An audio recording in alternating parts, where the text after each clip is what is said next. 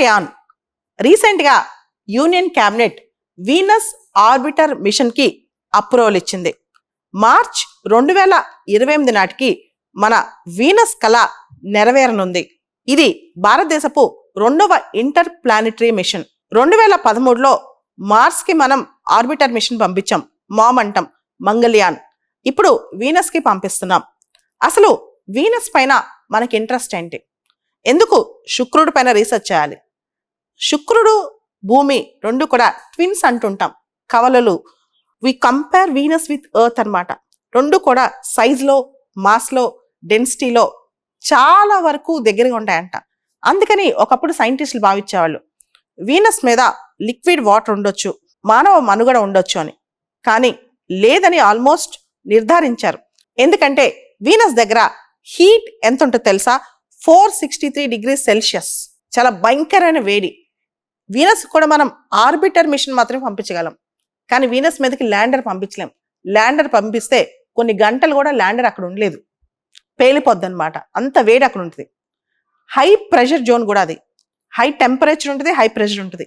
Venus atmosphere earth atmosphere కంటే 93 times thicker. భూమి మీద ఉన్న వాతావరణంతో పోలిస్తే వీనస్ మీద ఉన్న వాతావరణం చాలా థిక్కర్, డెన్సిటీ చాలా ఎక్కువ అనమాట. సో ఈ థిక్కర్ డెన్సిటీ వల్ల హై ప్రెషర్ ఏర్పడుతుంది. అంటే భూమి మీద ఉన్న హీట్ కంటే, భూమి మీద ఉన్న ప్రెషర్ కంటే వీనస్ మీద ఉన్న హీటు ప్రెషర్ చాలా ఎక్కువ అనమాట. వీనస్ అనేది ఆ హీటు ప్రెషర్ వల్ల మానవ మనుగడికి సాధ్యం కాకుండా అయిపోతుంది. సో ఇక్కడ మనం కొన్ని అంశాలు ప్రత్యేకంగా గమనిస్తే, Venus orbiter mission scientific instruments కొన్ని క్యారీ చేస్తుంది. ముఖ్యంగా Venus surface, Venus atmosphere, Venus ionosphere ఇవన్నీ స్టడీ చేయడానికి. దాంతోపాటు వీనస్ కి సన్ కి ఉన్న ఇంటరాక్షన్స్ ఇవన్నీ స్టడీ చేయడానికి అనమాట. వీనస్ ప్లానెట్ మీద ఉన్న వేడి చూస్తే మెర్క్యూరీ కన్నా ఎక్కువ. సూర్యుడికి చాలా దగ్గర ఉండేది మెర్క్యూరీ, సన్ కి చాలా క్లోజ్గా ఉండేది. దానికంటే కూడా వీనస్ మీద హీట్ ఎక్కువ అనమాట. ఇక్కడ మనం ఒకటి గమనించాలి, మెర్క్యూరీ సన్ కి చాలా దగ్గరగా ఉన్న హీట్ అనేది వీనస్ మీద ఎక్కువ ఉంటుంది. దాదాపు 262 degrees 263 degrees ఉంటుంది అనమాట అక్కడ. ఎందుకంత ఎక్కువ వీనస్ మీద ఉంటుంది మెర్క్యూరీ కన్నా ఎక్కువ అంటే, వీనస్ మీద అయోనైజేషన్ జరుగుద్ది. అంటే presence of high energy particles అక్కడ ఎక్కువ ఉంటుంది కాబట్టి వీనస్ మీద ఎక్కువ మనకి హీట్ మనకి కనిపిస్తూ ఉంటుంది అనమాట. దాదాపు 262-263 degrees సెల్సియస్ వీనస్ మీద మనకి ఎప్పుడు రిపోర్ట్ అవుతుంటుంది. ముఖ్యంగా మనం గమనిస్తే వీనస్ అట్మాస్ఫియర్ లో కార్బన్ డైఆక్సైడే 96.5% ఉంది, నైట్రోజన్ 3% ఉంది. మనం భూమి మీద గమనిస్తే కనుక నైట్రోజన్ 78%, ఆక్సిజన్ 21% ఇలా ఉంటుంది అనమాట.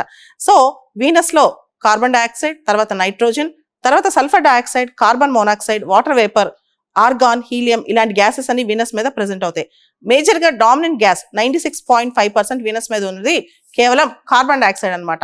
ఇది కూడా కొంచెం చాలా అన్కామన్ అని చెప్పొచ్చు. ఇదంతా పక్కన పెడితే వీనస్ లో క్లౌడ్స్ లాగా ఫామ్ అయి ఉంటాయంట, సల్ఫ్యూరిక్ యాసిడ్ క్లౌడ్స్. దానివల్ల వీనస్ లో యాసిడ్ రైన్స్ కూడా సంభవిస్తూ ఉంటాయంట. దాంతో పాటు భూమి కన్నా కూడా వీనస్ చాలా స్లోగా రొటేట్ అవుతుంటుందంట. దాని యాక్సిస్ రొటేషన్ అనేది చాలా స్లోగా అవుద్ది కంపేర్ టు భూమి. తన చుట్టూ తాను తిరగటానికి 24 గంటలు పడితే వీనస్ తన చుట్టూ తాను తిరగటానికి 243 రోజులు పడుతుందంట. సో భూమి తర్వాత శుక్రుడు రెండు క్లోజ్, చాలా దగ్గరికి ఎప్పుడు వస్తాయంటే 19 మాసాలకు ఒకసారి వస్తాయి. ఆ టైంలోనే ఆ స్మాల్ విండో, ఆ 19 month విండోలోనే మనం వీనస్ మీదకి ఏదైనా, వీనస్ దగ్గరికి ఏదైనా స్పేస్ క్రాఫ్ట్ పంపించి దాని గురించి స్టడీ చేయగలం అనమాట. కాబట్టి మార్చి 2028 నాటికి దాదాపు 140 రోజుల ప్రయాణం చేసి ఎర్త్ ఆర్బిట్ దాటి వీనస్ దగ్గరికి వెళ్తుంది మన శుక్రయాన్ లేదా వీనస్ ఆర్బిటర్ మిషన్ అనమాట. సో ఇది ఆర్బిటర్ చేస్తూ దగ్గరికి వెళ్ళి ఒకసారి చాలా స్పీడ్ గా ఎర్త్ ఆర్బిట్ లోంచి చాలా స్పీడ్ గా వెళ్ళి స్లింగ్ షాట్ ద్వారా వీనస్ ఆర్బిట్ లోకి వెళ్ళిపోద్ది అనమాట. సో తర్వాత దాదాపు 100 kg పేలోడ్ తీసుకెళ్లి ఆ పేలోడ్ లో రకరకాల సైంటిఫిక్ ఇన్స్ట్రుమెంట్స్ ఉంటాయి. ముఖ్యంగా L&S band synthetic aperture radar, Venus images తీయడానికి, వీనస్ సర్ఫేస్ ఇమేజెస్ తీయడానికి, అదేవిధంగా thermal camera, interplanetary dust particles ఎలా ఉన్నాయో స్టడీ చేయడానికి, దాంతోపాటు వీనస్ అయోనైజేషన్ ఎలా జరుగుతుంది అనే దాని మీద ఎక్స్పెరిమెంట్స్ కండక్ట్ చేయడానికి, ఇవన్నీ కూడా.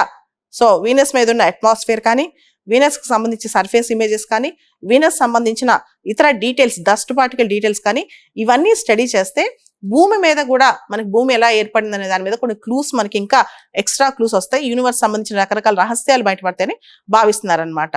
అయితే ఇంతవరకు భారతదేశం ఎప్పుడు కూడా ఏరో బ్రేకింగ్ టెక్నాలజీ అనేది వాడలేదన్నమాట. సో ఈ వీనస్ ఆర్బిటర్ మిషన్ లో ఫస్ట్ టైం మనం ఏరో బ్రేకింగ్ టెక్నాలజీ వాడుతున్నాం. అసలు ఏరో బ్రేకింగ్ టెక్నాలజీ అంటే ఏంటి? ఏరో బ్రేకింగ్ అంటే అది ఒక టెక్నిక్. ఆ టెక్నిక్ ఏంటంటే, ఇప్పుడు వీనస్ కి ఎలిప్టికల్ గా చాలా దూరంలో వీనస్ ఆర్బిటర్ మిషన్ దాన్ని ఆర్బిట్ చేస్తూ ఉంటుంది. చాలా దూరంగా ఆర్బిట్ చేస్తూ ఉన్నప్పుడు వీనస్ సంబంధించిన రహస్యాలు తెలిసే అవకాశం ఉండదు అనమాట. సో కొన్ని సందర్భాల్లో వీనస్ కి దగ్గరగా తీసుకెళ్ళాలి. సో ఆ దగ్గరగా తీసుకెళ్ళడానికి ఒక కొత్త టెక్నాలజీ వాడుతున్నారు.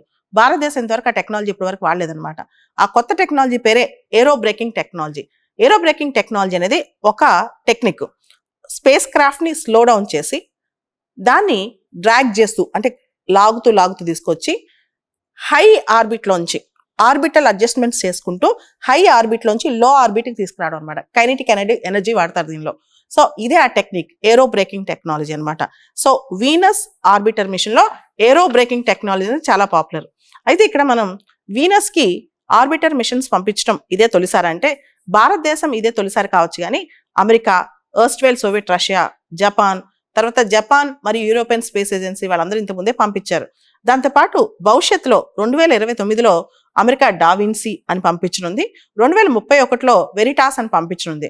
అదేవిధంగా 2030లో European Space Agency Envision mission అని చెప్పి ఒక ప్రత్యేక మిషన్ వీనస్ కు పంపించనుంది. సో వీనస్ మీద, ఇంటర్ ప్లానెటరీ మిషన్స్ మీద భారతదేశం కూడా ఆసక్తి కనబరుస్తోంది. ఇంతకుముందు మార్స్కి వెళ్ళాం, ఇప్పుడు వీనస్కి వెళ్తున్నాం. మనం యూనివర్స్ లో మన ఇస్రో స్పేస్ అనేది చాలా ఎక్కువగా రీసెర్చెస్ స్టార్ట్ చేస్తోంది. ప్రపంచంలో రకరకాల స్పేస్ ఏజెన్సీస్, నాసా కావచ్చు, జాక్సా కావచ్చు, యూరోపియన్ స్పేస్ ఏజెన్సీ కావచ్చు, వీటన్నిటితో పోటీ పడి మనం ముందుకెళ్తున్నాం అంటే అతిశయోక్తి లేదు.